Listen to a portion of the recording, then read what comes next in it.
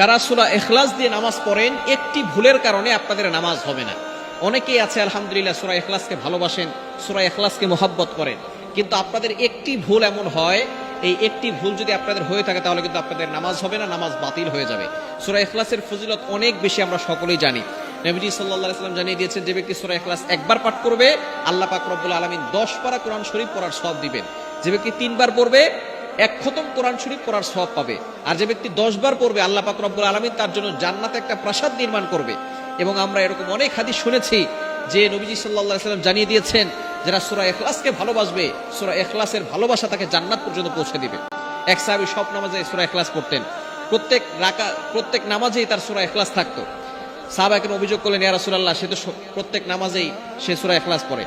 তাকে জিজ্ঞেস করা হলো, কেন তুমি সূরা ইখলাস পড়ো? তখন তিনি বলেছে, সূরা ইখলাসকে আমি ভালোবাসি, আমি আল্লাহকে মহব্বত করি। নবীজি সাল্লাল্লাহু আলাইহি ওয়াসাল্লাম জানিয়ে দিয়েছেন, এই সূরা ইখলাস তাকে জান্নাত পর্যন্ত পৌঁছে দিবে। সুতরাং সূরা ইখলাসের ফজিলত অনেক বেশি, কিন্তু আমরা অনেকেই সূরা ইখলাস পড়ি, কুল হুয়াল্লাহু আহাদ আল্লাহুস সামাদ লাম ইয়ালিদ ওয়া লাম ইউলাদ ওয়া লাম ইয়াকুল লাহু কুফুয়ান আহাদ। ছোট্ট সূরা, ফজিলত অনেক বেশি। এই কারণে আমরা অনেকেই সূরা ইখলাস দিয়ে নামাজ পড়ি, কিন্তু আমাদের একটা ভুলের কারণে নামাজ বাতিল হয়। সেটা কি? আমরা অনেকে কফের জায়গায় কাফ করি। একটা হচ্ছে কফ আর একটা হচ্ছে কাফ। কাফটা একটু পাতলা হবে, চিকন হবে, আর কফ একটু শক্ত করে পড়তে হবে। অনেকেই এই ভুলটা করে। কফ দিয়ে পড়লে কুল হুয়াল্লাহু আহাদ, এটা যদি আপনি পড়েন তাহলে অর্থ হবে, নবী আপনি বলুন আল্লাহ এক, অদ্বিতীয়। আল্লাহ পাক রব্বুল আলামিন তার পরিচয় দিচ্ছেন এখানে। আল্লাহ পাক রব্বুল আলামিন এখানে বলছেন কুল হুয়াল্লাহু আহাদ, এখানে কফ দিয়ে পড়ছেন। কিন্তু অনেকেই ভুল করে, উচ্চারণ সঠিক না হওয়ার কারণে তারা পরে কাফ দিয়ে কুল হুয়াল্লাহ। কুল শব্দের অর্থ হচ্ছে খাওয়া, আপনি খান। হুয়াল্লাহু আহাদ, আল্লাহ এক। সুতরাং কোরআন শরীফের কোন অর্থ যদি চেঞ্জ হয়ে যায় তাহলে আপনার নামাজ হবে না, নামাজ বাতিল হয়ে যাবে।